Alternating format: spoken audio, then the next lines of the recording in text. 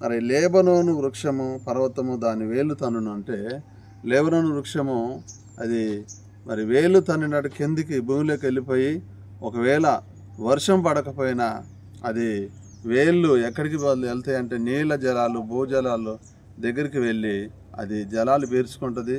మరి పర్వతాల నుంచి ఎత్తైన శిఖరముగా పెరిగి ఆశీర్వదించున్నట్టుగా లేబనోను వృక్షము మనకు ఒక సాదృశ్యం ఏంటంటే, ఆశీర్వదింపబడటానికి, అంచెలంచెలుగా ఎదిగించడానికి, అంచెలంచెలుగా ప్రభు సన్నిధిలో ఎదగటానికి ఈ లేబనోను వృక్షము మనకు చూపెడతా ఉన్నది కనుక తన వేలు తన్నుతుంది.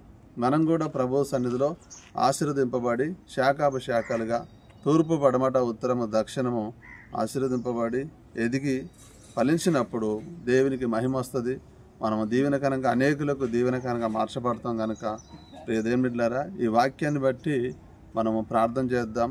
ఆశీర్వదింపబడాలని, ప్రజలు వింటున్న ప్రజలు కూడా ఈ వాక్యాన్ని బట్టి అనేకమైన దీవించబడాలని, దీవెనకరంగా మార్చబడాలని, అని అనేకమైన సమస్యల నుంచి శోధనల నుంచి విడిపించబడి దీవెనకరంగా మార్చబడి అభివృద్ధి పొందాలని ఈ వాక్యాన్ని మీ కొరకు ఈరోజు పంచుకుంటున్నాం.